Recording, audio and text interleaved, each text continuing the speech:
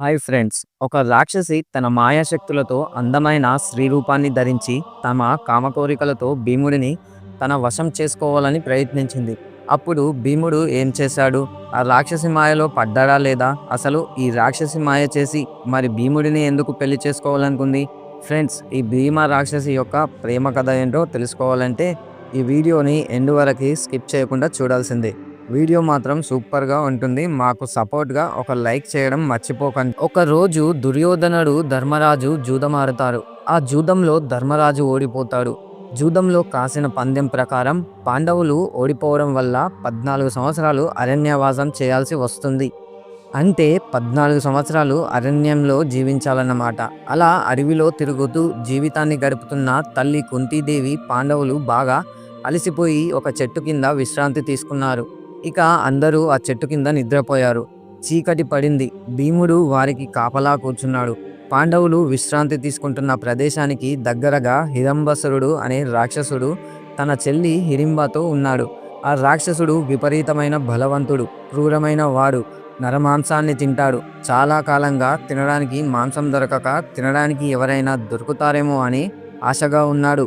ఆకలితో ఉన్న ఆ రాక్షసుడికి నరవాసన వాడి ముక్కుకు సోకింది. తన చెల్లెలు హిడింబాను పిలిచి, హిడింబా, మన నివాసానికి నరులు వచ్చారు. నాకు ఆకలిగా ఉంది. ఆ నరులను చంపి వండిపెట్టు అని చెబుతాడు.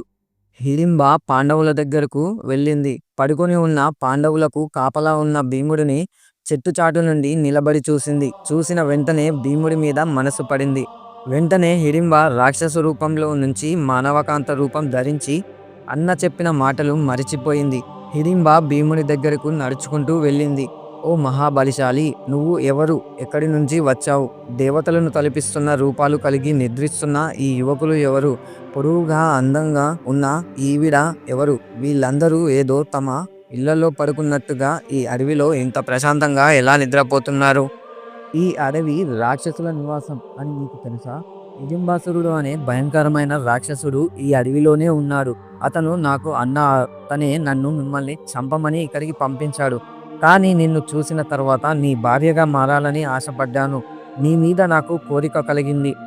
దయచేసి నా బాధ అర్థం చేసుకో. ఆ రాక్షసుడు నుంచి నేను మిమ్మల్ని కాపాడుతాను. నా భర్త అవ్వడానికి అంగీకరించు. మనం కొండ ప్రాంతాలకు వెళ్ళి అక్కడ సురక్షితంగా ఉందాము. నేను ఆకాశంలో ఎగరగలను. ఎక్కడికి కావాలంటే అక్కడికి వెళ్ళగలను. నాతో పాటు ఆ ప్రదేశాలలో ఎంతో ఆనందంగా ఉండొచ్చు. నిన్ను కోరిన చోటికి తీసుకుపోతాను. మనం సుఖంగా జీవిద్దాం అని బలవంతం చేసింది. హిడింబ, ఓ రాక్షసి, నీ శక్తుల కోసం నేను నా తల్లిని, నా సోదరులను వదిలేసి రాలేను. అయినా నా కోరికల కోసం నిద్రపోతున్న తల్లిని, సోదరులని ఒక రాక్షసికి ఆహారంగా వదిలేసి నీతో ఎలా వస్తాను అనుకున్నావు అని సమాధానమిచ్చాడు. అయితే వీరిద్దరిని నిద్రలేపు. వీళ్ళందరినీ రాక్షసుడి భార్య అనే నుంచి నేను కాపాడుతాను అంది హిడింబ. అప్పుడు భీముడు, ఓ రాక్షసి, నీ అన్నకు భయపడి అడవిలో నిద్రపోతున్న నా తల్లిని, నా సోదరులను నేను ఇబ్బంది పెట్టలేను. నా పరాక్రమం ముందు ఎలాంటి రాక్షసుడు నిలవలేడు. గాంధర్వులు, మానవులు, యక్షులు ఎవ్వరు కూడా నా దాడికి తట్టుకోలేరు అన్నాడు. భీముడు వెళ్ళిన చెల్లెలు చాలాసేపు అయింది. గడిచి వచ్చినప్పటికీ ఇంకా రాలేదేంటని హిడింబాసురుడే అక్కడికి వెళ్ళాడు. హిడింబాసురుడు వస్తున్నాడని హిడింబ భయపడుతూ, మా అన్నయ్య ఇక్కడికి వస్తున్నాడు. తను చాలా కోపంగా ఉన్నాడు. నువ్వు నీ సోదరులను నేను చెప్పినట్టు చెయ్యండి. నాకు రాక్షస శక్తులు ఉన్నాయి కాబట్టి నేను ఎక్కడికైనా వెళ్ళగలను. వెంటనే వాళ్లను నిద్రలేపు. నా వీపు మీద ఎక్కించుకొని ఆకాశంలో తీసుకెళ్ళిపోతాను అంటూ తొందర పెట్టింది. భీముడు ప్రశాంతంగా మాట్లాడుతూ, ఓ రాక్షస సుందరి, నువ్వు భయపడాల్సిన అవసరం లేదు. నేను ఇక్కడ ఉన్నంత వరకు మమ్మల్ని ఎవరు ఏమి చేయలేరు. నా బలం ముందు ఒక్క క్షణం కూడా అతను నిలబడలేడు. ఎంతమంది రాక్షసులు వచ్చినా నన్ను తట్టుకోలేరు. ఏనుగుల తొండం వంటి నా భుజబలం, ఇనుము లాంటి నా తొడలు, విశాలంగా బలంతో కూడిన నా ఛాతిని చూడు. ఒక సాధారణ బలహీన మానవుడు అనుకొని నువ్వు నన్ను తక్కువ అంచనా వేస్తున్నట్టున్నావు. ఇంద్రుడు వంటి నా పరాక్రమాన్ని ఈరోజు నువ్వు చూడబోతున్నావు అని చెప్పాడు. ఇలా వాళ్ళు మాట్లాడుకుంటున్న మాటలు విన్న హిడింబాసురుడు చాలా కోపం తెచ్చుకొని గట్టిగా అరుస్తున్నాడు. అప్పుడు భీముడు, ఓ హిడింబ, ఎందుకు ఇలా గట్టిగా అరుస్తూ ప్రశాంతంగా నిద్రపోతున్న వాళ్ళని ఇబ్బంది పెడుతున్నావు? రా నాతో తలపడు. నీ పరాక్రమం నా మీద చూపించు. ఓ రాక్షస, నువ్వు నా చేతిలో చావడానికి వస్తున్నావు. నిన్ను చంపి అడవిలో రాక్షస భయం లేకుండా చేస్తాను అని హిడింబాసురుడినికి మీదికి ఉరికాడు. భీముడు హిడింబాసురుడిని గట్టిగా అరుస్తూ పూర్తిగా బలాన్ని ఉపయోగించి భీముణ్ణి పట్టుకున్నాడు. భీముడు అతని చేతుల నుండి విడిపించుకొని ఆ రాక్షసాన్ని పక్కకు లాగేశాడు. అలా వాళ్ళిద్దరూ గొప్ప బలంతో ఒకరి ఒకరు భీకరంగా తలపడసాగారు. వాళ్ళు కొట్టుకునే క్రమంలో చెట్లు పెకిలించి ఒకరి మీద ఒకరు వేసుకున్నారు. ఇలా ఇద్దరి ఘోర యుద్ధం జరుగుతుంది. వారు చేస్తున్న గర్జనలకు కుంతి మిగిలిన పాండవులు నిద్రలేచారు. హిడింబాను చూశారు. కుంతి, అమ్మా నువ్వు ఎవరు అని అడిగింది. అమ్మా నేను ఇదిగో ఈ రాక్షసుడి హిడింబాసురుడి చెల్లెలను. నా పేరు హిడింబ. నీ కుమారుణ్ణి భర్తగా చేసుకోవాలనుకుంటున్నాను. నా అన్నయ్య నీ కుమారుడిని భీకరంగా యుద్ధం చేస్తున్నారు అని చెప్పింది. ఇంతలో అర్జునుడు యుద్ధం జరిగే చోటుకు వెళ్ళాడు. భీమ తూర్పు అరుణంగా మారుతుంది. ఇది దుష్ట రాక్షసులకు అనుకూలం. వేల వెంటనే ఆ రాక్షసాన్ని చంపు అని అరిచాడు. ఆ మాటలు విన్న భీముడు విజృంభించి హిడింబాసురుడిని ఎత్తుకొని గిరిగిరి తిప్పి నేల మీద పడేశాడు. దెబ్బకు హిడింబాసురుడు నడుము విరిగి నేల మీద పడి ప్రాణాలు విడిచాడు. అది చూసిన హిడింబాకు ఆశ్చర్యం వేసింది. భీముడు హిడింబాని చూసి, నువ్వు రాక్షస కాంతవు, మేము నిన్ను నమ్మలేము, నువ్వు మా వెంట రావద్దు అని అన్నాడు. అప్పుడు హిడింబ కుంతీదేవి చూసి, అమ్మా సర్వ ప్రాణులకు కామ సంబంధమైన కోరికలు సామాన్యంగానే ఉంటాయి, కానీ స్త్రీలకు అవి కొంచెం ఎక్కువ ఉంటాయి. నేను భీముడి మీద మనసుపడ్డాను. అతని కోసం అందరినీ వదులుకో.